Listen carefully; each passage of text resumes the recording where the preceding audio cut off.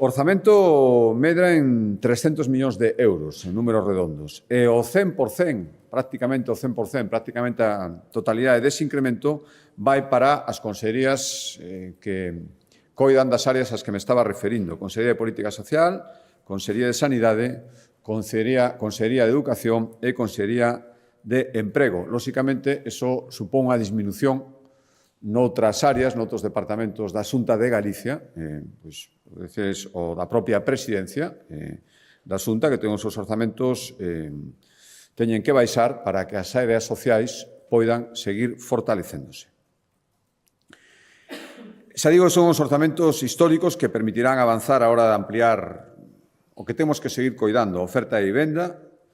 reforzar a partida para atender os dependentes, lo decía outro día no Parlamento, 88 millóns, casi 90 millóns de euros máis para atender a todas esas persoas que se incorporaron co plan de choque ao sistema de dependencia galego